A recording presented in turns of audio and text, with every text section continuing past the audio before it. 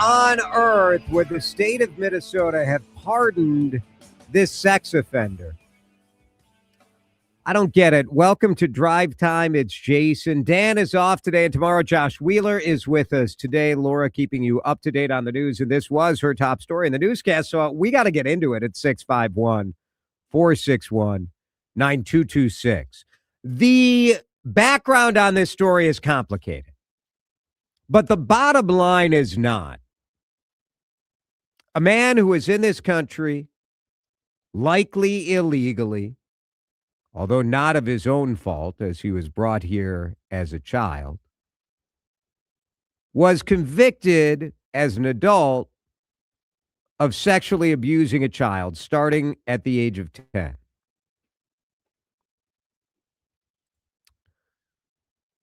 The Board of Pardons pardoned Tu Lu Vang, who is 42 years old now, a couple of weeks ago. It has become a hot button for obvious reasons, right? What I don't understand is when you're trying to make the case that as a state, no, we're trying to protect people who have been in this state for 10 or 20 or 30 or 40 years, people who came here without proper documentation, people who are here legally but haven't worked their way through the whole system yet. We're trying to protect the people who are doing it right, or the people who have been positive contributors for a long time. What are we doing protecting a child sex abuser, regardless of whatever the victim has to say in this case? This man pleaded guilty to first-degree criminal sexual conduct. It was a plea deal that spared him from serving time in prison. The Trump administration is now grabbing onto this, obviously, because it makes us look like idiots as a state.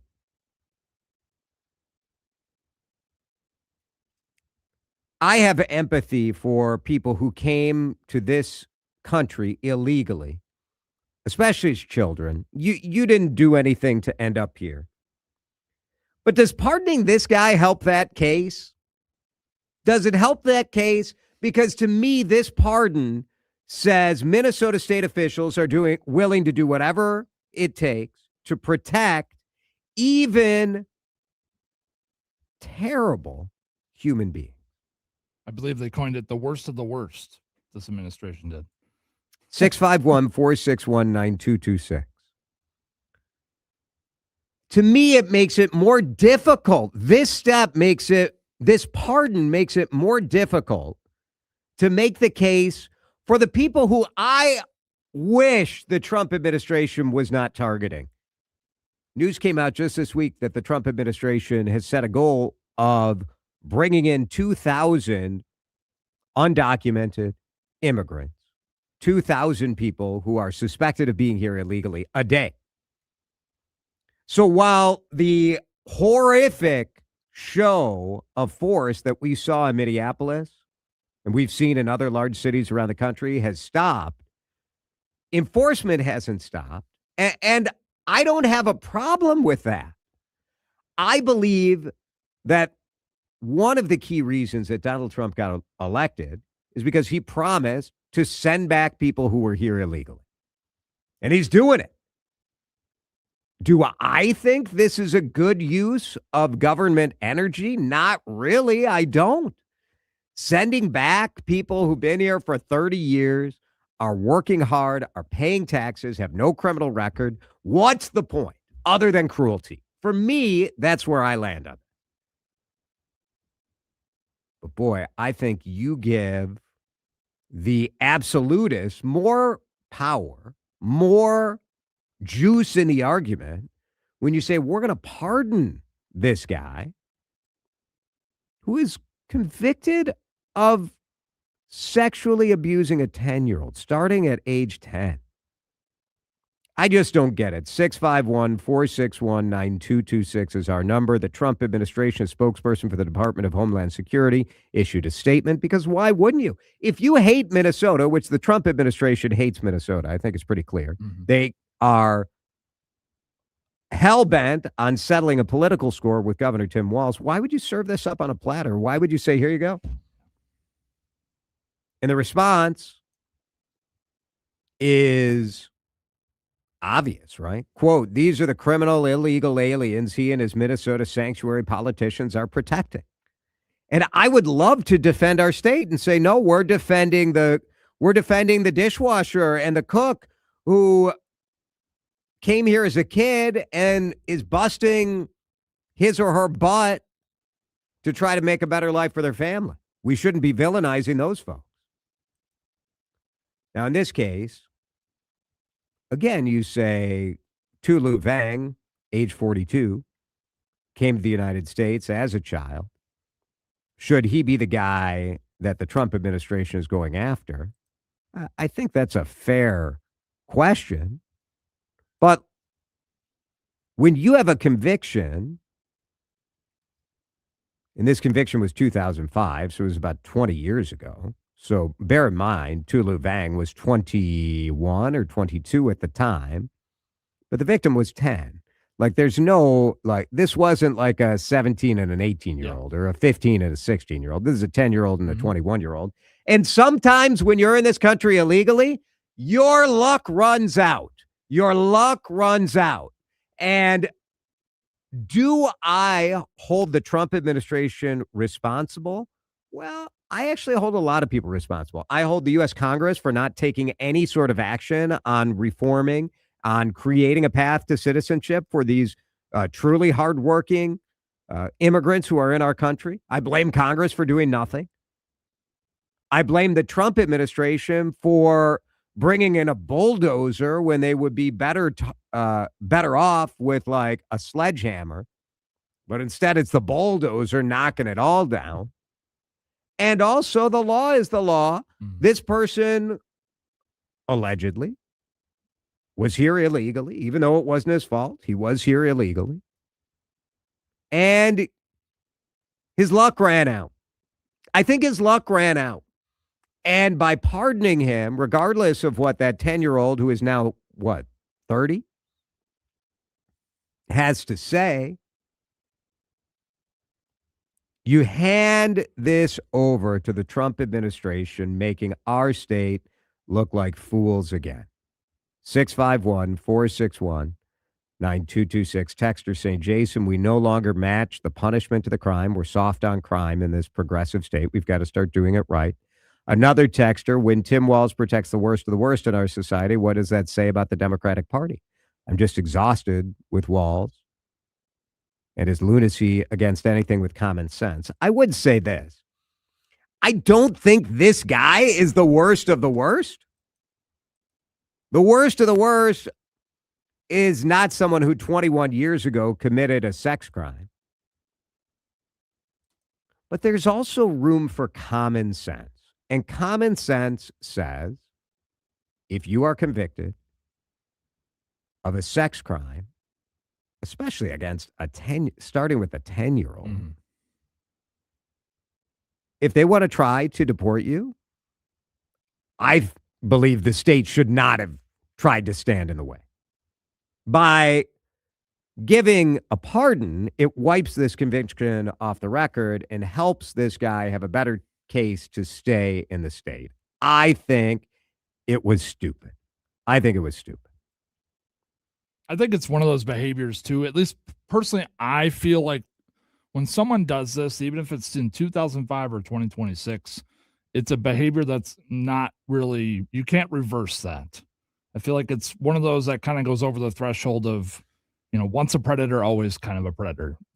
So I just think it is really, it's not the worst of the worst, but it's gosh darn near up there. I know it's, retroactive to a couple of decades, but I guess to your point though, I'm not understanding what the difference is between 2005 and now.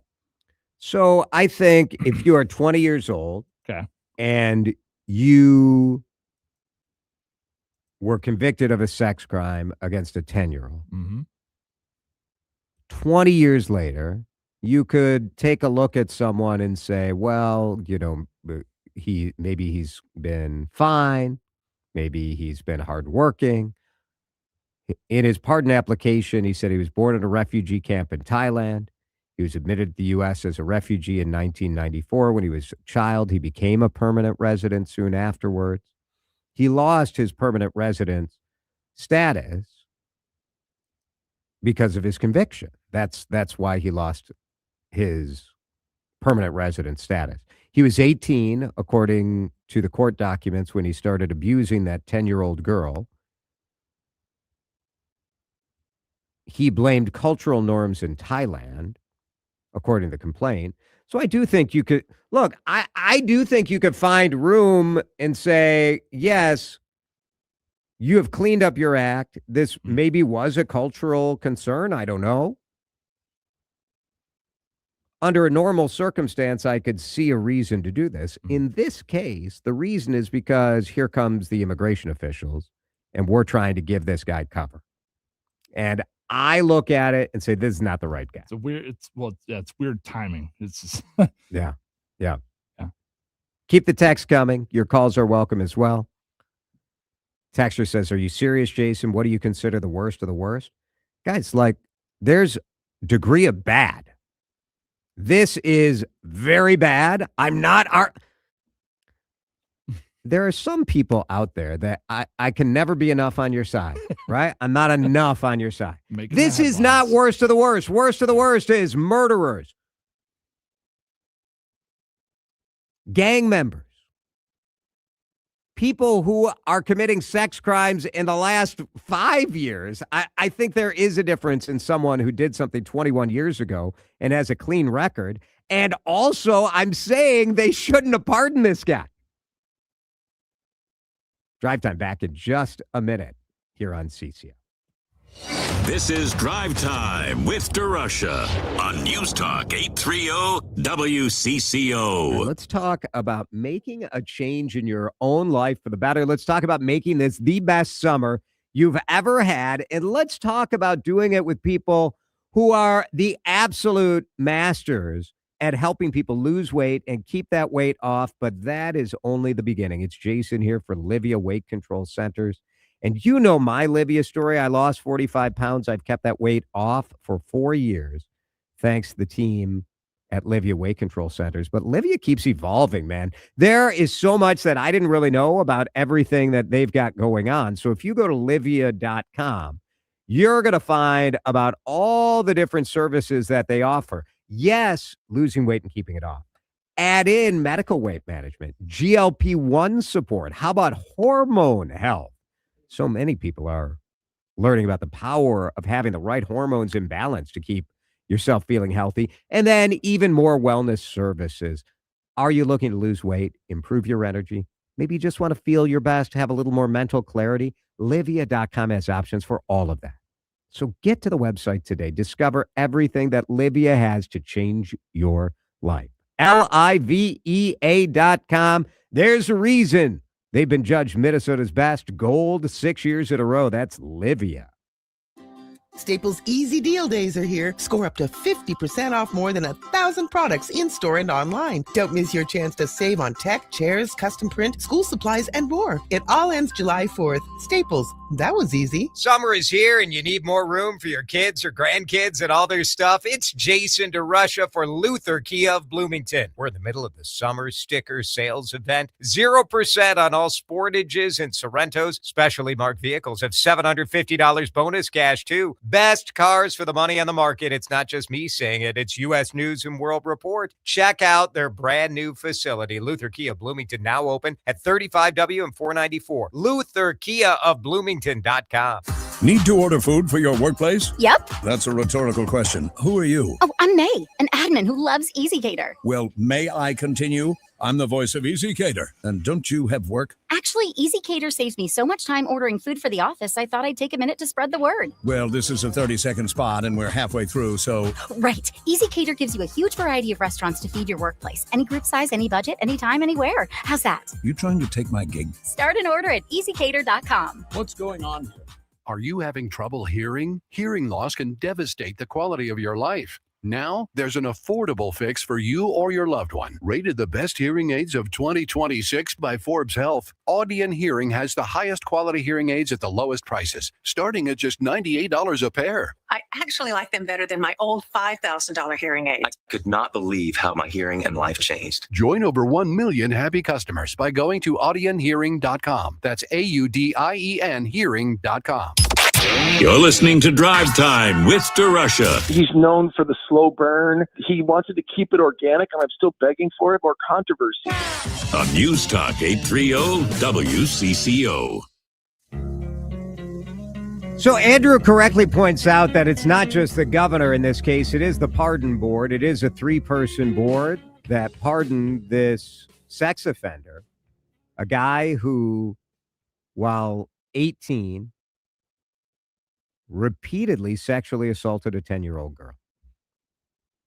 And whether this guy has turned his life around, I assume he has. I mean, the victim has said, I forgive him. As far as I know, there's been no other criminal conviction or anything else over the last 21 years. And sometimes in life, your luck runs out. And the Trump administration is out there enforcing immigration laws. And look, don't take this as a defense of what happened in Minnesota. I think I have been very clear and very consistent with my disgust of the way that immigration authorities behaved on our streets, or didn't behave. But when you have been convicted of sexually abusing a child starting at the age of 10, and immigration officials come calling, too bad. I have no understanding as to why the Board of Pardons, which is made up of the Attorney General, Keith Ellison, the Governor, Tim Walz, and at that point it was the Chief Justice of the Minnesota Supreme Court, Natalie Hudson, that they decided to pardon Tu Lu Vang. It just, to me, makes it look like not only do we want to protect the people who are here, who came here as a child or of no fault of their own, or even if they came here illegally and have been working and contributing and paying taxes and raising a family and being a useful part to the community. Well, it just makes it look like we're more interested in thumbing our nose at the administration, or we're more interested in protecting everybody. Sometimes I think there's a little value in just doing the most logical thing possible, which is to deny a pardon in this case.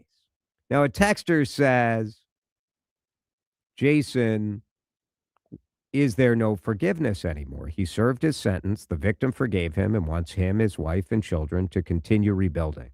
I understand that from a Christian standpoint, from an empathetic standpoint, believing that someone can rehabilitate themselves.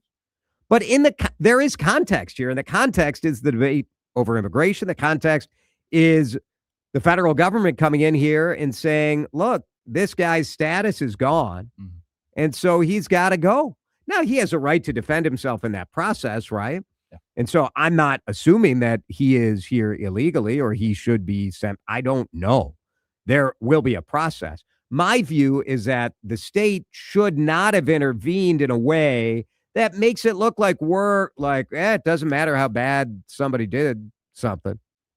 We're just here to protect everybody. It makes it difficult to argue with the view from the Trump administration, which said these are the criminal aliens Walz and his Minnesota sanctuary politicians are protecting. 651-461-9226. Texter asking if the pardon board acted out of political spite. Perhaps so. Now, when the Star Tribune did a story about this, and you heard Laura's story at the top of the hour, the governor's office pointed to the letter that the victim provided and saying that when the victim of a scenario pleas for clemency, that carries a lot of weight. They made a unanimous decision. It was an exhaustive process, they said. They had a large number of community support letters.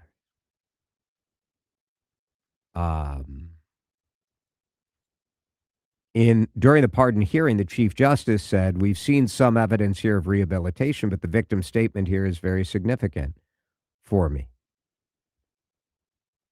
Obviously, the fact that this involved a sex offense against a child makes it more electric, right? And many of you texting are responding with disagreement of me questioning whether this is the worst of the worst. And that's fine. I get it. Like, I don't know why some of you want to turn this into a debate about whether sexually assaulting a 10-year-old is like really, really bad or the worst of the worst. I mean, we could have that argument, I guess, but it's sort of stupid. Like, to me, it's terrible. It's terrible. Is it forgivable? Well, the victim forgave. Do I think the state should be in the practice of pardoning people who sexually assaulted a 10-year-old? I don't. You can explain that away for the rest of your life. You could explain that away. I do think there are times, like, I am a big supporter of the pardoning process. There are times that even an armed assault, that there is value in pardoning someone for that. You can go in and rob a store as a 17-year-old or even as a 22-year-old, and you can change your life. And should that conviction stick with you forever? I think there are cases where it should not. And that is the beauty of the pardon process. But do I think if you are 18 and you are having sex with a 10-year-old, do I think the state of Minnesota should say, well, the 10-year-old's now 30, she forgives you? No, I don't. I don't. And in this case, in this charged context, there's that extra level of saying, didn't they consider this? Didn't they consider the fact that they're serving? And maybe you don't care. Maybe you're like, well, the Trump administration is going to stick it to Minnesota no matter what. But this is hard to defend. I think it's very hard to defend. Texters say, listening to you, Jason, could we deport the president? Well, I mean, American citizen, born in America. Different. Stephen Hamlake, love the show. Why isn't anyone asking the Democrats running what they think of this? Well, the story just came out over the last couple days. But I do think it's a valid question to ask the candidates who are running for governor, you know, what, and maybe not exactly on the specific, but what is your approach to clemency and pardoning? And it's an appropriate question to ask the Republicans, too, because I do believe forgiveness should be a part of our system. I'm just saying in this case, it stinks a little bit, doesn't it?